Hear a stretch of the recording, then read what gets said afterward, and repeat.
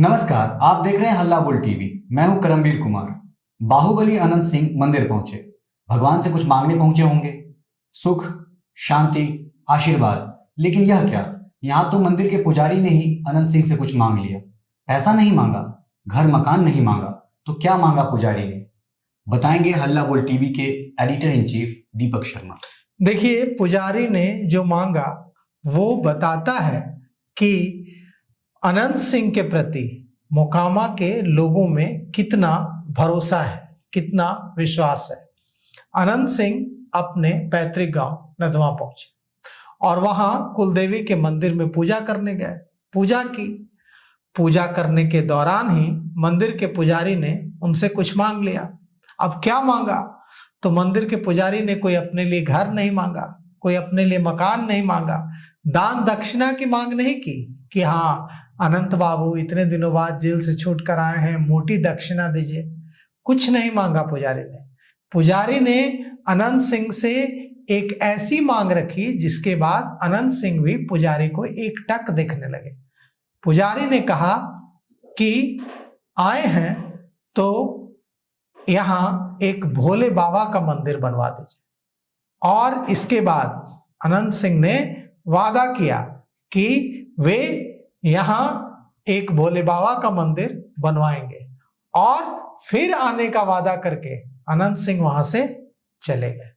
अब अनंत सिंह ने मंदिर में, कुलदेवी के मंदिर में, अगर पुजारी को यह वचन दिया है कि यहाँ भोले बाबा का मंदिर वे जरूर बनवाएंगे, तो यकीन मानिए इस मंदिर को बनने से कोई रोक नहीं सकता है। यह मंदिर अब बनकर रहेगा और मंदिर के पुजारी की इच्छा पूरी होकर रहेगी। दुलारचंद हत्याकांड में 141 दिन जेल में बंद रहने के बाद अनंत सिंह कल रिहा हुए और आज पटना से सीधे मोकामा के लिए निकल गए। बढ़ैया में पहुंचे और बढ़ैया में माता का, महारानी माता का दर्शन किया और उनके साथ 100 से भी ज्यादा गाड़ियों का काफिला था, सैकड़ों गाड़ियों का काफिला था। और सबसे बड़ी बात यह थी कि उन्होंने बिल्कुल साफ कर दिया है जेल से निकलने के बाद भी कि अब वे चुनावी राजनीति से संन्यास लेते हैं। मतलब अब वे कोई दूसरा चुनाव नहीं लड़ेंगे। उन्होंने कहा है कि उनका बेटा आगे चुनाव लड़ेगा। अगर वे मोकामा में लोगों के बीच सक्रिय रहेगा, लोगों की मदद करेगा, तो वे चुनाव लड़ेंगे, उनके बेटे चुनाव लड़ेंगे। अब वे चुनाव, मतलब अनंत सिंह अब चुनाव नहीं लड़ेंगे। अनंत सिंह अपने पैतृक गांव नदवा पहुंचे, कुलदेवी की मंदिर में पूजा की और मंदिर के पुजारी ने जब उनसे भोले बाबा का एक मंदिर बनवाने की मांग की तो अनंत सिंह ने कहा कि हम जरूर बनवाएंगे। उसके बाद अनंत सिंह ने वादा किया कि वे फिर आएंगे और उनका काफिला जो है सैकड़ों गाड़ियों का वहां से निकल पड़ा मोकामा के तरफ। अनंत सिंह अपने पैतृक गांव पहुंचे, कुलदेवी के मंदिर में पूजा की, समर्थकों की भीड़ उमड़ी। हर आधे किलोमीटर, 1 किलोमीटर पर लोगों का हुजूम उन्हें रोक ले रहा था, उनके काफिले को। और अनंत सिंह को अपनी गाड़ी से बाहर निकलना पड़ रहा था और फूल लेकर, माला लेकर जो खड़े थे लोग, उनका अभिवादन स्वीकार करना पड़ रहा था। अथमल गोला में भी समर्थकों ने उनका स्वागत किया। उनका जो काफिला है उसमें सैकड़ों गाड़ियां शामिल हैं और अनंत सिंह के समर्थकों का उत्साह चरम पर है।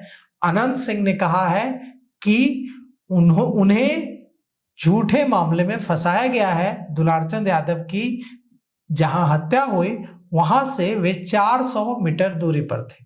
अब सच क्या है, दुलारचंद यादव की हत्या में अनंत सिंह का क्या रोल है, अनंत सिंह वहां से कितनी दूर थे, यह तो अदालत का काम है, अदालत फैसला देगी। लेकिन अनंत सिंह अपनी लैंड क्रूजर में बैठकर बेऊर जेल से बाहर निकल चुके हैं और समर्थक जमकर नारेबाजी कर रहे हैं। और साथ ही साथ अब दुलारचंद यादव केस में बेल मिलने के बाद पहली बार चुनाव, क्योंकि अनंत सिंह जेल से चुनाव जीते थे, मतलब चुनाव जीतने के बाद वे पहली बार जनता के बीच हैं, तो अब लोग आएंगे अपनी अपनी फरियाद लेकर फिर से छोटे सरकार के दरबार में, और फिर से अनंत सिंह के कंधों पर मोकामा के लोगों की जो मांगे हैं, मोकामा के लोगों की जो तकलीफें हैं, उसको दूर करने का भार होगा। तो देखिए, अभी तो 5 साल मोकामा के सरकार अनंत सिंह ही हैं, तो फिर अब आगे भले वे चुनाव न लड़े, अभी तो अगले 5 साल तक अभी भी तो चुनाव हुआ है, अगले 5 साल तक तो रहेंगे। तो अब इन 5 सालों में अनंत सिंह अपने, कहा जा रहा है कि अब अभिषेक, उनके बेटे, 2 बेटे हैं, दोनों जुड़वा हैं, अभिषेक और अंकित, कहा जा रहा है कि अब अभिषेक को अपना उत्तराधिकारी घोषित करेंगे और अगला चुनाव अभिषेक को लड़ाएंगे। तो इसके लिए ट्रेनिंग भी देनी होगी उन्हें। तो देखिए अनंत सिंह कैसे ट्रेनिंग देते हैं अपने बेटे अभिषेक को। इसे लेकर आपकी क्या राय है, कमेंट बॉक्स में जरूर बताइएगा। धन्यवाद।